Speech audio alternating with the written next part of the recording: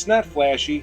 Asphalt shingles weathered by 6 decades of sun, snow, and stories. A garage that's been here longer than most of us. Quiet, unassuming, and absolutely legendary. This place didn't chase trends. It built monsters. Nitro front-engine dragsters, the kind that rattled bones and rewrote track records.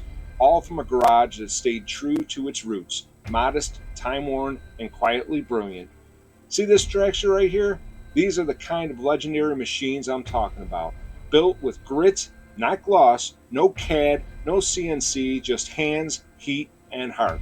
This garage reminds me of that barn from Days of Thunder. Same spirit, same soul. Welcome to the new series, Shop Stories with Jay.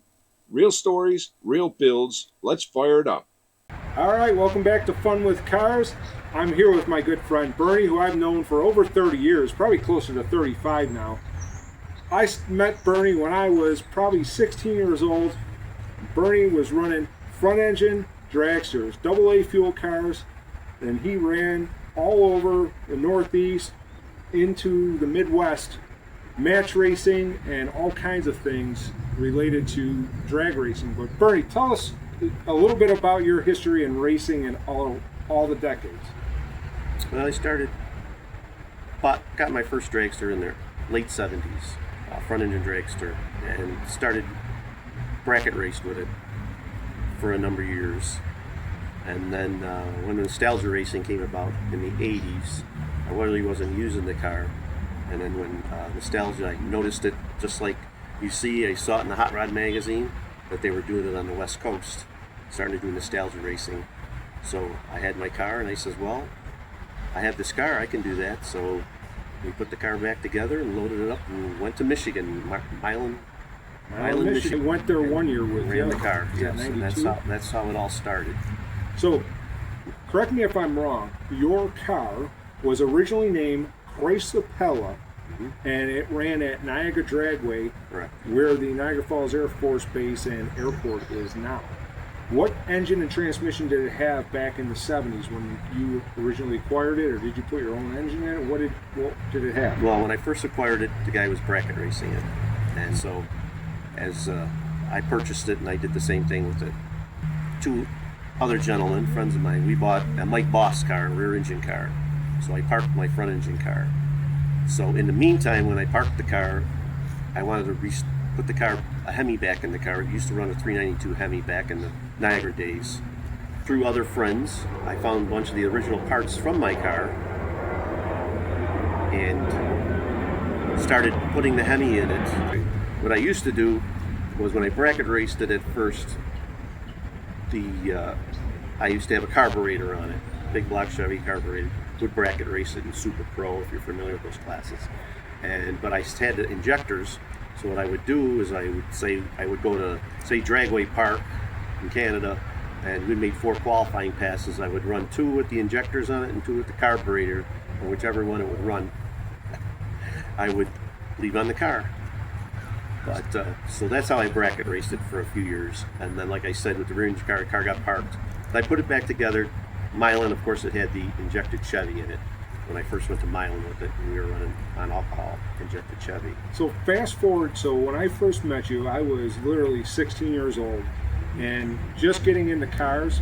And at that time, you've already acquired a 392 Hemi, and it was a AA fuel dragster, which it was supercharged with a root supercharger, nostalgia like injected, Henderley injection, Hilborn injection, I forget, but you had the car set up that way, and you were just getting into the scene of nostalgia racing in 1992, and here I am, a rookie coming on board, and I was helping crew with your cousin Tony, who is my best friend Jason's uncle, hence Uncle Tony's Garage. How familiar the name is to me, because my Uncle Tony growing up was actually my best friend's uncle, but he also had an A-fuel dragster, similar to that, with a 392 Hemi, and that was what I was working on when I was 16 years old.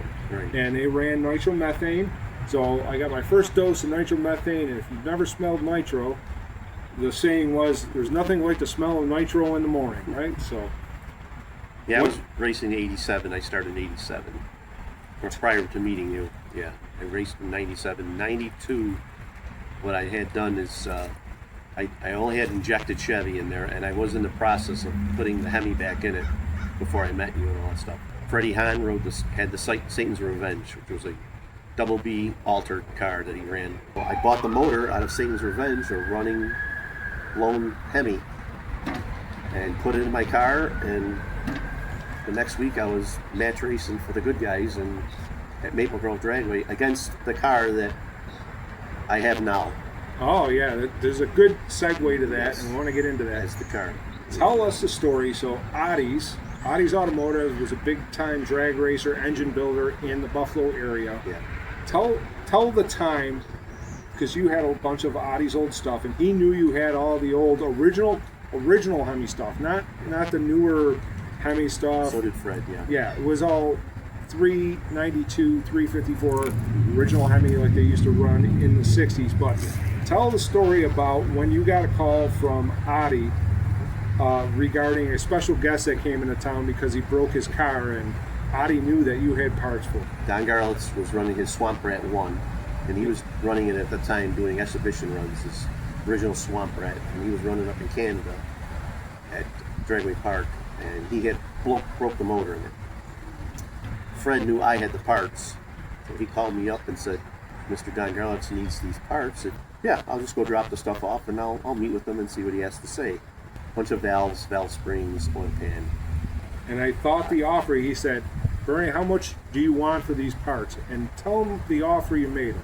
Replace the parts, and I want an hour of your time to talk to you and pick your brain about, Hemis and stuff like that. I want to pick your brain. And The best part of the story is I was taking my car to Lancaster to do testing and had my car on the trailer outside in the trailer, and I told him, he says, well, now is a good time. He says, I got time, and I says, well, unfortunately, Mr. Garlits, taking my car for testing, so I don't have time. So here's your parts, and I will see you at Empire Dragway this weekend. He said, that's cool. I'll sit down with you at Empire that weekend. So I guess hence I blew off Mr. Don Garlits at the time. He did sit down with me. Yeah, he did. Sat down and spent an hour with me. The second time he's like, hey, Bernie, he remembered me actually.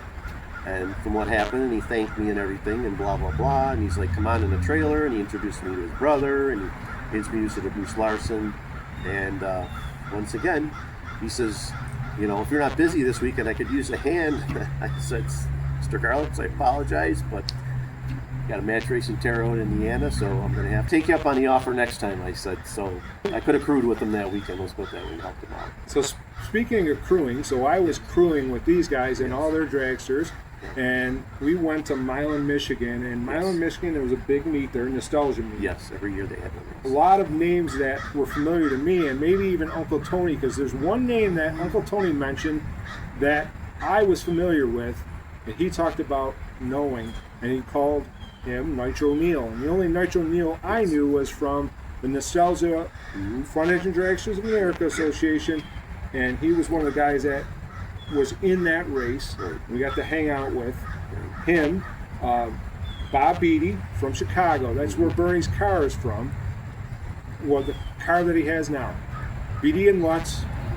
Then it was, Beatty and Malloy was after that. That's their newer car, That's right? the newer car that we run today. But this Yes. Beatty and Lutz car that I remembered as a kid was originally built in 1967 by a famous, at least famous to the drag racing community possibly, was the R&B chassis out of Kenosha, Wisconsin. Kenosha, Wisconsin. That's where Jim Post, his house, is in Kenosha, Wisconsin, and that's where the party was for Front Engine Dragsters of America.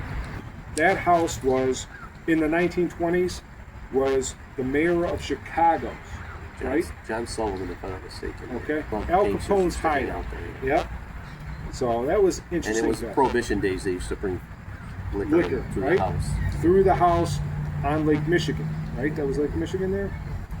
How about the time? So that meeting for the Front Engine Dragsters of America took place every year at the same time.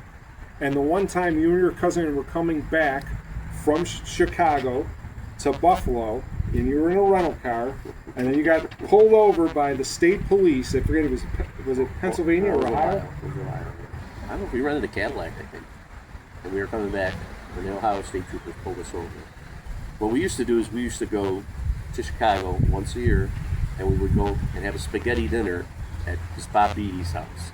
We'd take all his furniture out of his house and invite all these Midwest drag racers there, which, you know, at the time I didn't really know who they were, but very influential, I guess you'd say, in drag racing. And they would all come and we'd eat spaghetti dinner, and then we'd go to Jim Post's house in Wisconsin for his meeting, you know, / party. So when we were driving home from there, and the Ohio State Troopers pulled us over because somebody with a similar car drug trafficking between Chicago and New York. So that's why they pulled us over. And every question you answered, truthfully, made it sound more and more suspicious, because they were looking for somebody coming back from Chicago and somebody that went there regularly, and every answer you were giving them was pretty much what they were looking for. And then they're like, do you have any drugs in the car? Like, no. And then I don't know how long they had you on the side of the highway, but for a while, yeah. We told them we went for spaghetti dinner. How many people say they went to Chicago for spaghetti dinner? Yeah. And then we said we were picking up Hemi parts, you know, racing parts and stuff and everything, and stuff like that. And whenever they looked through the car, you know, they found the Hemi parts. And all they that didn't stuff. find any drugs, but they were disappointed. Yeah, like my cousin, you know, he had a hunting knife on him. At first, the gentleman asked us if we had any weapons or anything, and we said no. And then when they searched the car, they found this hunting knife, and he's like, you know, you should have told me we had the hunting knife. We said, oh, we apologize, you know, we forgot. And he goes, you know, you're gonna, like, you know, that was a weapon. You could have killed me, you know. And we were like, no. And I go, we were eating hard rolls, and the guy didn't believe us. And when he went in the car, there was butter and there was hard rolls and everything laying around in there. And here they thought they were going to get the. It was a week after that they actually caught the real guys, right. And it busted some huge drug ring. And these troopers were probably excited, like, yeah, we're going to get them. Right. And they were disappointed. Had a bunch of old racing parts in the back, and we had, you know, whatever we told them, it was there, you know, the hard rolls laying all over. No contraband. No contraband. They couldn't find anything. They had us, and they were looking at our driver's license, telling they were fake and everything. And we're like, these aren't fake. It was a crazy situation, but it ended up where it was all good at the end. You know? Shop stories. In the theme of shop stories, and this is one of the stories that I think is worth sharing. If you remember the one I'm talking about, but there was two guys fighting over radio.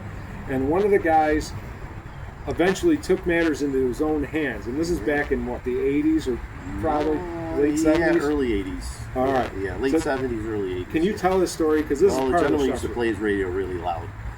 Somebody took offense to it. Yeah, and he didn't like, and he kept asking him to turn the radio down. And up one day, and he took his panel gun, as you know what a panel gun is, air operated, and he took his radio, gentleman's radio, and he stuck the panel gun right through it into the wall and unhooked the air and left it there. That was the end of the loud radio in the shop. So that solved that problem. That solved that problem. You know? Those are shop stories that those are legendary, actually. And I could tell you a couple more in that, but okay, Bobby Chevrolet. Okay. Another story is the parts room was in between the mechanic shop and the body shop, and people would be cutting through all the time with the door, and the same gentleman worked there, and it was like annoying. He's working and the door is open and slamming. So what you had to do was you had to turn the handle to open the door to go through it. So what he did is he taped the door, the thing, whatever you call it on the door, the plunger, so you didn't have to turn the knob anymore. So you got to figure, after about a month, people are getting used to just blasting through the door, pushing it, right? So then my friend takes the tape off, so then you have to turn a knob, and everybody's bashing into the door. That's awesome. And my friend used to do some crazy stuff there.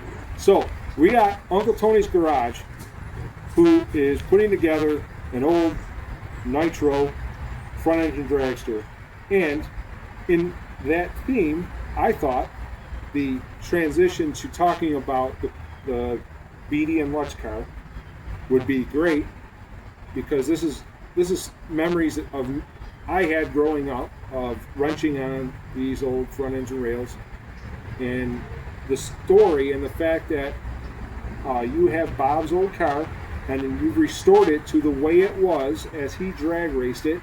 Then you got the 392 injected. You're running 98% nitromethane in it, and you've done some match racing with it, or at least exhibition racing with it. Match racing, exhibition racing, yeah. And the car's pretty much ready to go. Yeah, haven't taken it competitively yet. We want to take it to called the Nitro Chaos Series, but we haven't had the opportunity yet to take it to Nitro Chaos. Well, so, it would be fun to get a match race out of Uncle Tony's garage when they put that car together. Now, they got a double A fuel dragster because they got the supercharger, and Tony was talking about, Uncle Tony's garage was talking about 200 miles an hour in the 8. Is that even possible? Oh, yeah. Yeah, they do it 200 miles in the 8. I don't know, depends, how much horsepower you got and what size motor you got, How well of an ET has this car run in the past? 708 and 197 used to run. And that is Yeah, naturally aspirated on nitromethane. Yeah, it never went 6 seconds and only went 708 at 197. Used to do that like a bracket car every time. In the quarter. In the quarter. Yeah. What does it do in the 8? Mid to high 4s. We've had 470s now. This motor isn't a stroker motor. Bob ran a stroker motor in the car back in the day. This is just a stock stroke 392 30 over. So we've gone 470s. I mean, it's only the chassis cert is for 750, but we've gone faster than 750 with it. We've gone in the 740s, a little faster than that with the car. I mean, it all depends how much we want to hop it up as far as, not as much as a percentage with the timing and the clutch and everything. And our friend Chuck has driven this car. Yes. And has done. It's gone over. We didn't get a time slip on the one time, but we ran against the Levy and Malloy car, and they went 200. They went over 200, and we beat them. So we're figuring the clocks didn't work. So we figured we went 200. Maybe you broke the clock. Well, Chuck kind of took off a little before the beam too soon. So of course we didn't get an ET, but it was seconds before Dave Brown took off. So they were side by side going down the track, and Bob, they never caught us. So we were figuring it was a 200-mile-an-hour pass, in the low sevens. So. But then again, I had 98% in it, and I had 64 degrees of timing in it. So 64 degrees of timing? Yeah, so I'm sure it went.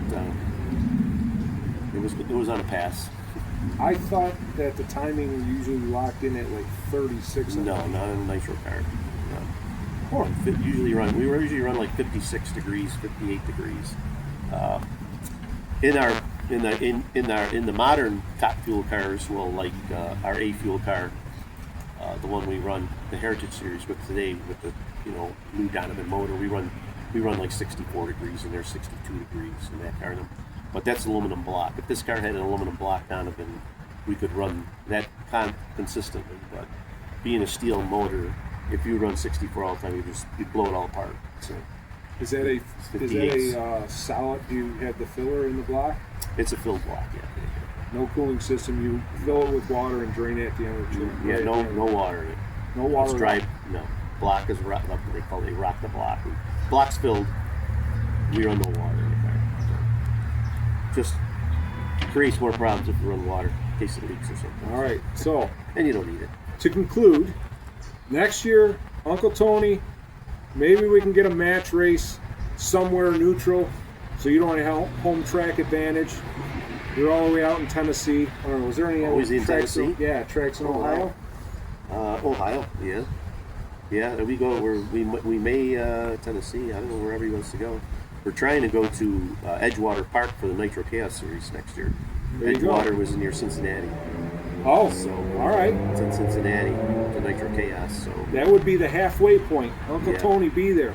Yeah, they're, I don't know what else is there. So, but we can run, they run 8th mile chaos series. So, All right. Well, I appreciate your time, Bernie. It was good hearing these stories. could go on and on with lots of drag racing Yeah, stories. if we maybe have Bernie on for a live stream Doing one this for a time. long time. So. Thanks for watching. Stick around. We'll have more shop series talks like this in the future. Thanks for watching.